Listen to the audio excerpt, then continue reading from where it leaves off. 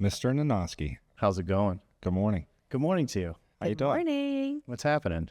We're here. Yes, We we made are. it. It's This- Monday. It's a Monday. Just another manic Monday. Did you do that last time? I might have. I think you did. We always record on Monday. Yeah, we It's going to be the intro song. Okay. No, it's not. No, it's not. Hey, at least I don't it's know a what it fun thing to is. do on a Monday. It is. Gutsy moves. Here we are. Ready to roll. Gutsy moves. Yeah. Pretty cool thing to be talking about, some gutsy moves. Thank you for coming. A little bit of a gutsy move yourself here. So to show up and talk a little shop about the agent. So what's the agent? What is the agent? Jeez. Well, the agent actually was created on a napkin in Perkins. Back in the day when I was like smoking 10 packs and drinking a whole bunch of coffee. But the agent is the Agent Insurance Services. It's an independent agency that I founded in 1999. Started out of my parents' bathroom. No, not the bathroom. Started out of my parents' basement in a 10 by 10 room. And at the time I was also had a lawn service since I was 15 years old. So it was like 15 to 29 I was cutting grass. Wow. But 2 years prior to that, I started the agency. So I was just trying to work hard and start something new. And you know, here we are 25 years later. That's pretty great. I love your shirt. Oh, thank you. Yeah. This is like it's your player. Yeah, this is our team jersey. So we have team jersey Fridays, and everybody has a team jersey with their name on the back. I love it. And mine is, by the way, I didn't put the other 0 on there, but it's supposed to be 007. Ah, got it. But I was thinking lucky number 7. That's Brandon's thing. but yeah, we have team Fridays where we all wear jeans and our team jerseys and just, you know, camaraderie, teamwork. I love this. I might steal that idea. Yeah. Yeah. You're Of a welcome team to it. creative. Yeah, it's Yeah. awesome. I think they'd like that. How many are on the team? So we have 13 on the team. Wow. Yeah. Started with me and then within 6 months I hired my first customer service agent. And then 4 locations later and I went from basement to my house to 2 rental places, and now we own 2 buildings in two different counties. And so it's been a long ride. It certainly has been a long ride. How many years has that been to grow that from? 25. Wow.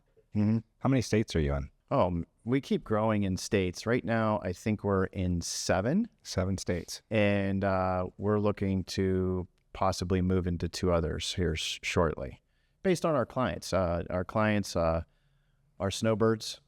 Some of them moved to Arizona. Some of them moved to Florida during the winter months. We have a lot of individuals with a lot of vacation homes in a lot of different states, and we like to take care of those as well for them. So yeah, we keep growing on the states. Explain this to me. I don't. Other people may not understand this as well. You guys probably do, but I don't. As I know what a licensed real estate agent has to do to sell property in other states. I'm licensed in Ohio, working on Florida. It's sort of a big undertaking for me to get a license in another state. What's it like in the insurance world? How do you move into another state? So that depends on the state, but for the most part, it's pretty easy. It's just a cost. I felt like it was compared to real estate. Yes. It's not that big of a deal, so you can kind of move into other areas. So what it ends up being is, the barrier to entry of a state is just, hey, are you a licensed agent? Where are you domiciled at? Okay, we'll give you a non-resident. The trick then becomes who or what insurance company is going to appoint you in that state and what products do they have.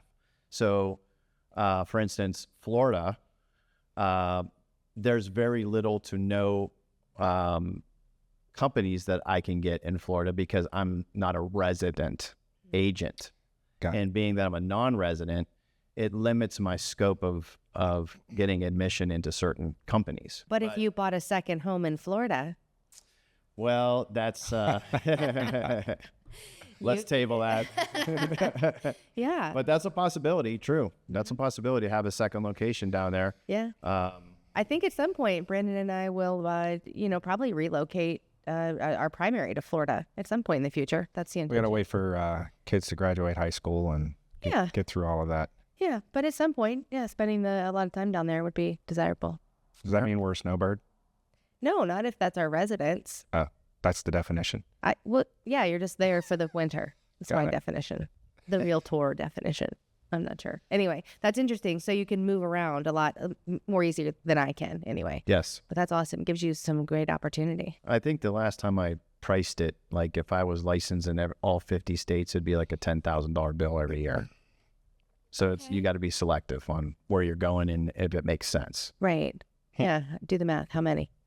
So how many, as a team of 13, how many of those are actually licensed agents? So licensed agents, probably 11, I would say. Wow, I wasn't expecting that. Mhm. We have Interesting. service agents and then we have sales agents. So for obviously, if we're talking about different states and property, we're talking about property and casualty. What other types of services do you offer at the agent? Oh, glad you asked. So property casualty is your auto, home, business, property insurance, general liability. We also offer life insurance. We offer income disability, and we offer health insurance, group health, just about everything. We can pretty much have a whole umbrella, workers' comp. Okay. So I have some more questions. What is or an interesting story of maybe a claim or some kind of scenario that I wouldn't, I wouldn't know about it? Like, what do you run into with some, I have crazy real estate stories. Oh my, I could write a book on this. That's right. Yeah, there's a good chapter. Chapter 1. Pick one. So Tell us something like wacky. just, all right, well, you want something wacky? Yeah. It's October, probably mid-October. And it's probably, this is going on probably 5 to 7 years ago.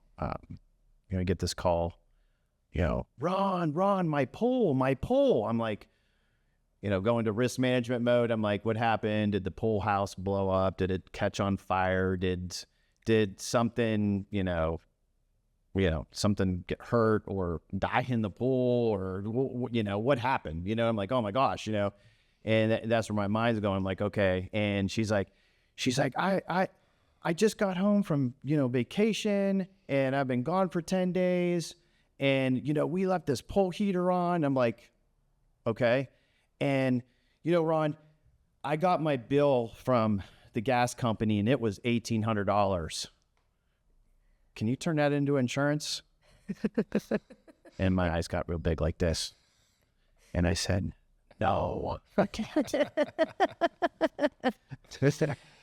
But, it's our job as advisors, whether it be in the real estate, or insurances, we got to educate and we keep on educating. Yeah. So what do people try and do, like scheming wise? In this day and age right now, it's very litigious. People are always trying to find an angle to make money or whatnot. I don't want to say, that's not a good percentage of the people. There are just a percentage that try to game the system. It's our job to educate. Mm-hmm. Lately, with the way claims have been, disasters, inflation, we try to educate people on, look, if you turn in too many claims, it's going to hurt you. We had another crazy story. We had somebody that came to us a while ago. It was a priest, and we pulled the record, and the record had 15 towing claims Are you getting ready to start a joke? within 3 months. Priest walked into the unit. No joke. And so we're like, what are these towing claims for? And, well, 3 of the 15 was he ran out of gas. Oh. I'm like, well, didn't your former agent tell you, this is probably not good to do? Because now you have 15 incidences, regardless of cost. It's an incidence. We can't help you until these things get cleared off your record. Or if you want to go over to us, then you just have no towing on your coverage. But yeah, so it's education.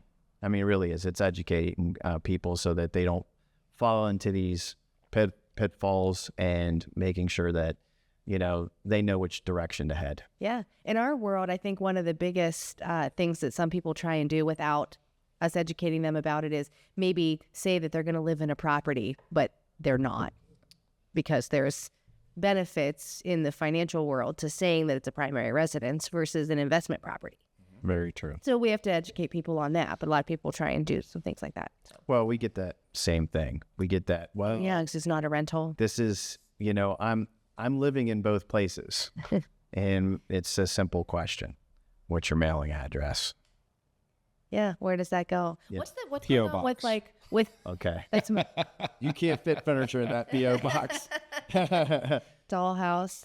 What's going on with the roofs right now? In real estate, I've run into lots of people and buyers telling me I'm calling to get insurance coverage and they won't cover my roof. It's roof excluded. Oh yeah. What's So the deal with that?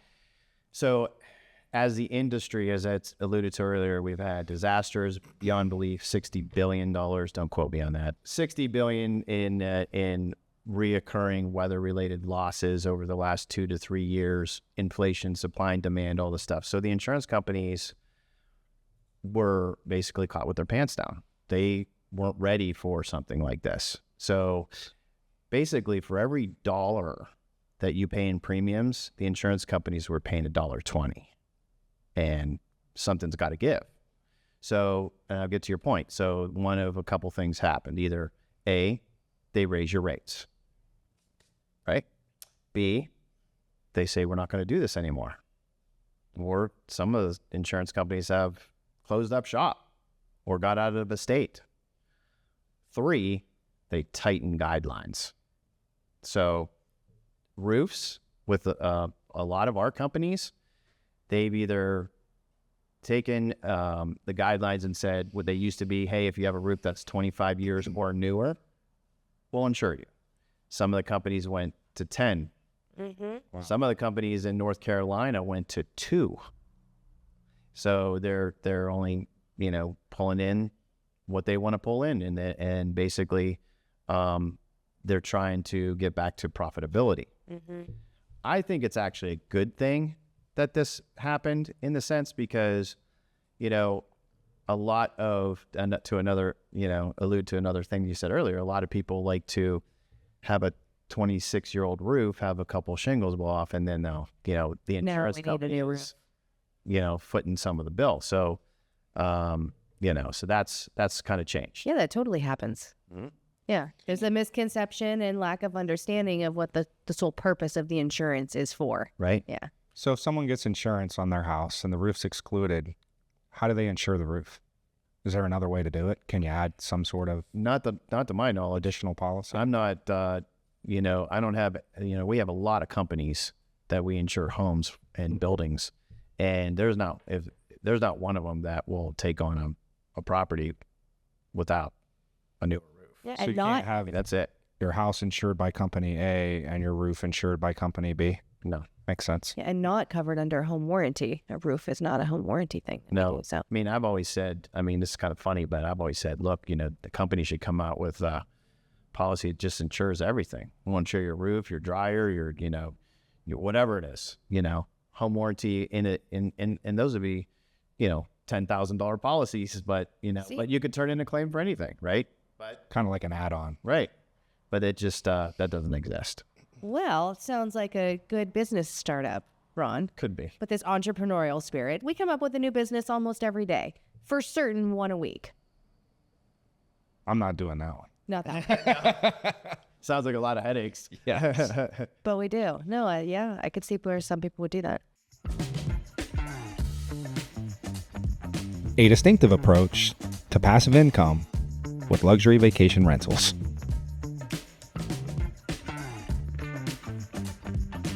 For more information, check out our website, quinvestors.com. We're back. We are back. Did we ever leave? I don't know. I'll be over here. We've been here all along. I think you were going to ask Ron about some of his income streams, revenue streams. Yeah, so as an entrepreneur, obviously in our discussions, this is not the first one that we've had, one of many. And Can you tell our listeners a little bit about and I don't mean to pick on you, but you're an I'm open gonna book. pick on him. He's here. Well, yeah, I guess He's the we're one. picking on him. So you're an open book. Tell us, so as an entrepreneur, you have developed over the years some income streams. Yep. How many income streams do you actually have? So before I get into that, I think what's important to understand is, the first 10, 12, 15 years of being in business, it was total investment into self. Making yourself better, education. Yep. And I think that continues on forever. I mean, really, it does. But How do you do that? What did you do? What are some things? I think that I just had this discussion not too long ago with somebody. I mean, somebody out there listening wants to start a business and they don't know where to start. So I could just speak from some experience. Like, I was hard-headed in the beginning. So, Only the beginning? well, I'm less hard-headed. So, You're softening. but I would say, look, year 5, 6, 7, when I pull my Social Security, like, I was only making like $48,000 for like 3 years straight. I'm like, what am I doing wrong? Like, why am I a hamster on the wheel? Yeah. And it just continued. And it wasn't until I became less hard-headed and I met some people smarter than me, and the old saying, you are who you hang out with. Started hanging out with better people. Dave Cervenek was just talking about that. Okay. Yep. Better people, people that are movers and shakers and doers. Right. And then from there, you ever take that dollar bill and put some hundreds on it with a magic marker, Some zeros. stick it somewhere Yeah. so you can look at it every day? I did do that. I've And never every day. done that. Oh yeah. I've done a dream board. It'd take a dollar bill, Similar. Yeah. These with put all those zeros where you want it to be, and then pretty soon, vision boards are great. I use them too. Yeah. And if you're you continuously looking at those things So do you that you read want. books? You listen to podcasts? What else did you do? Well, podcasts didn't exist back then. I don't think the you're internet not existed. Yeah. No, the internet didn't exist. I forget we're old sometimes. Yeah. Older and wiser. Yeah. So investment in yourself, right? And continuous investment in yourself and being around the right people. Now, as far as income streams, and it just depends on the individual. For me, it was always the insurance and growing the insurance company one level at a time and watching those, levels go up. Okay. As I kept on growing that, then I I was like a late investor because I was, again, investing back into myself, investing back into the business continuously until I got to a point where it was time to start, hey, it's getting late in the game here. It's got to start retirement, right? So I started retirement. And so that's, got the insurance. I got the retirement vehicle now. And then we started doing real estate, where we bought a few buildings and now we have 5 and they're all throwing off some rental income. That's great. Matter of fact, my wife and I 2 years ago bought the house next door to us and we turned it into an Airbnb. So that's our first Airbnb and it's pretty cool. I love that you did that because when you have a home next door and some people worry about who are the neighbors going to be or what's going to happen, or maybe it's a shared driveway or it's just close. Like, listen, the way to guarantee control of the property is to buy it. Oh, yeah. You let someone else buy it, you get what you get. That's right. You get the barking dogs, you get the fence, you get the kids, you get the people that park too close. That's right. Buy the house, control the property. We talk about this together a lot, Brandon and I. We practice this. Like, might offend someone right now. You have no right to complain if you didn't make a concerted effort to do something to control it. Yeah. We did exactly that. We did it, to have more yard for our dogs, B, to control the property. And with an Airbnb, as you know, when we want renters, we can have them. Otherwise, block it off. Like, so if we have a family get together at the house and I don't want somebody, I don't want to be staring somebody coming up the driveway next door. Yeah, when your in-laws visit, you can put them like in a whole other house. And the other, I mean, the other cool thing about that is, inviting, entrepreneurs and whatnot from out of town.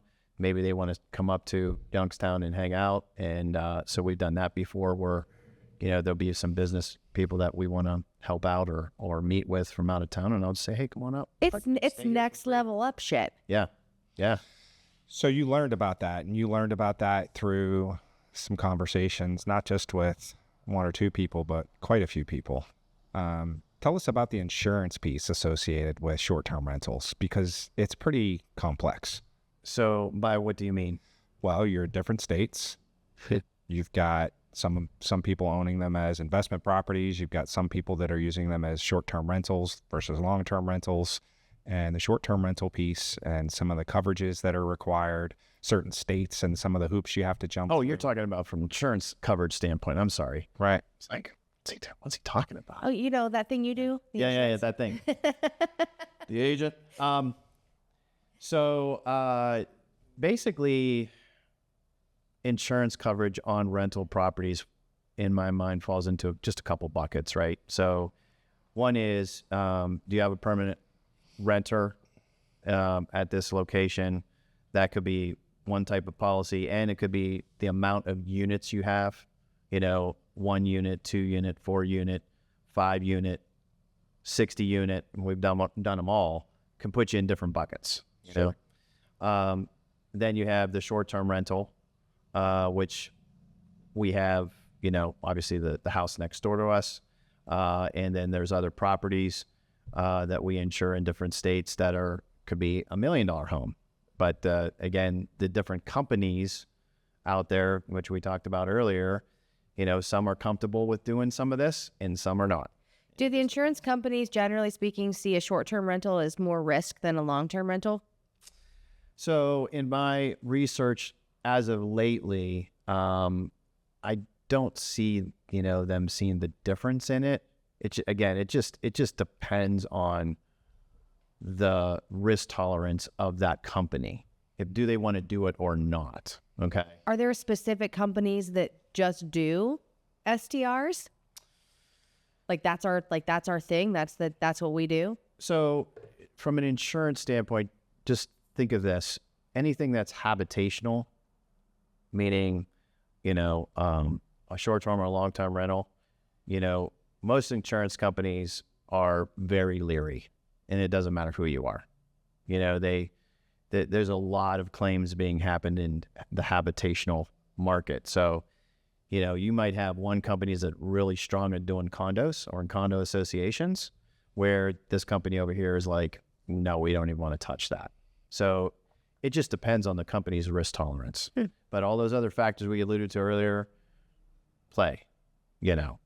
Newer roofs, newer furnace, plumbing updated, electrical updated. Is there any cracks in the driveway? Something will fall in. Do they have a pool? Do they not have a pool? Is it fenced? Is it not fenced? Do you have a trampoline? All those other little factors start playing into, on top of those two categories. Mm-hmm. So it's more mostly the property, not the fact that hospitality or the in and out aspect of more people in terms of frequency. So it doesn't really matter whether it's one tenant that's coming in and out for 12 months or whether it's 12 tenants coming in and out for 1 month. The frequency of that change is not really relevant. It's more relevant specific to the property itself. So hospitality doesn't impact that at all, really? Again, it's going to depend on the company. I'm not doubting you. I'm just curious. It's just going to, so when I did my research for my own Airbnb, I have a list of 20 companies and maybe only 10 of them will do Airbnbs, right?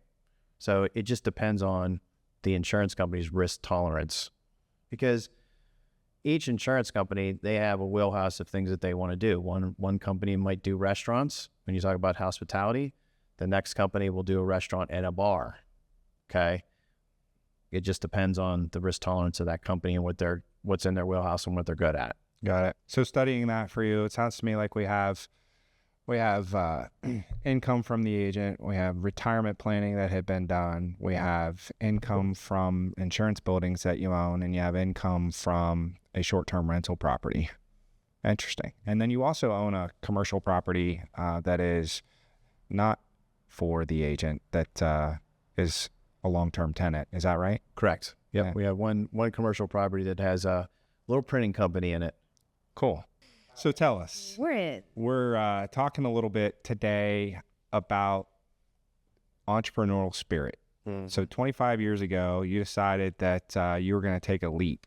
You jumped off a cliff with a parachute, it sounds like, huh? Yeah. Actually, where it really started was I was renting a place in New Middletown, Ohio. Here, just cut it. Bless you. Sorry, I see you so. No, I'm good. Cut. Yeah. You were renting a place. You were renting a place. So I was renting a place. Matter of fact, it was from an older brother I never had. Okay. I was renting this place. It was a rental property that was eventually going to get torn down. And he's like, my wife owns this property, Ron. And as soon as I tell you to move the hell out, you're moving the hell out because, we're going to tear this down and we're going to expand this area and build a gas station. I'm like, okay, cool.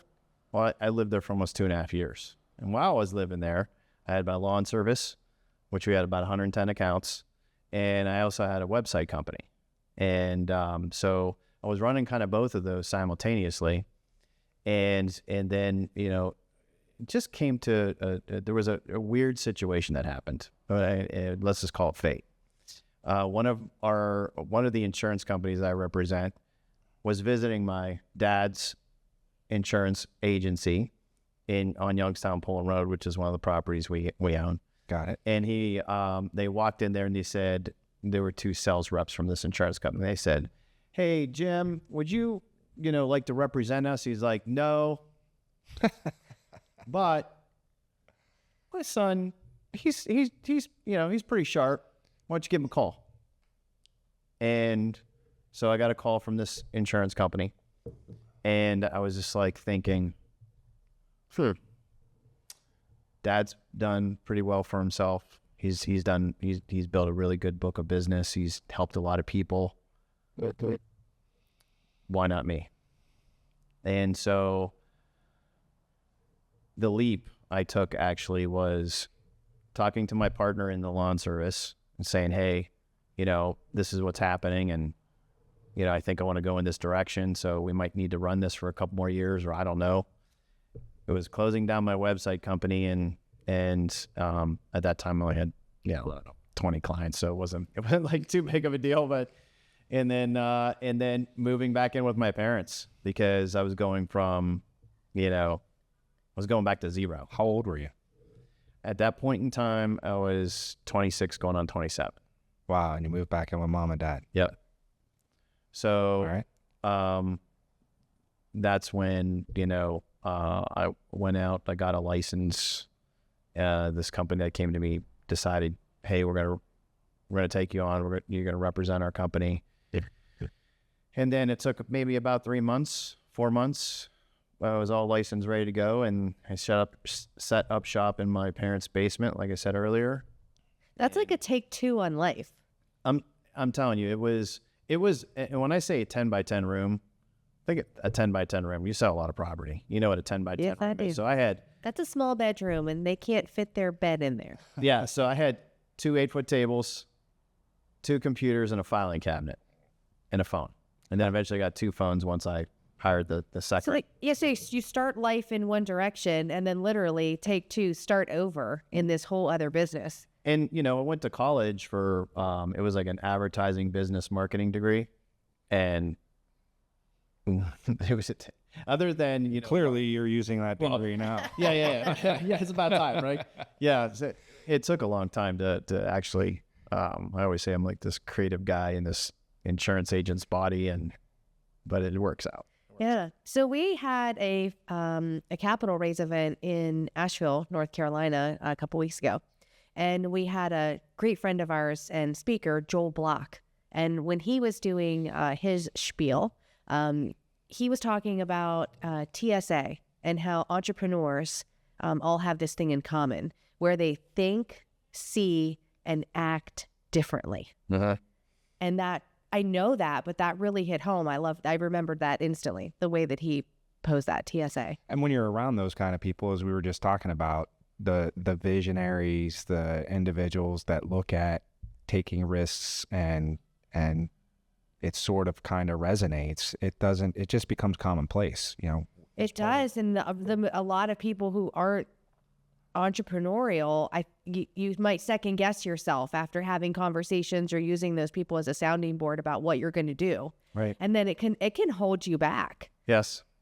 You really have to get in the room with the people. You want to emulate the people you want to be, not the vast majority. Well, we do it every month. Yeah, you guys talk about that for a minute. Roundtable 12. Shout out to Roundtable 12. Yeah, a little shout out to The Roundtable 12. entrepreneurial think tank that we have. It's a pretty powerful group. We meet once a month. Yep.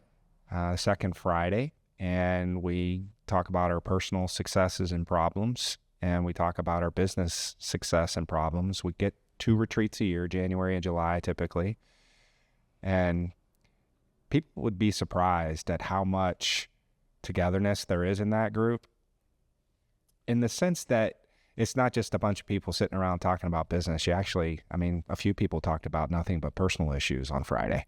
Well, you got to know that they're definitely intertwined, right? So you got to have a very supportive spouse, right? And when you're an entrepreneur, and my spouse, Kim, she's my rock, man.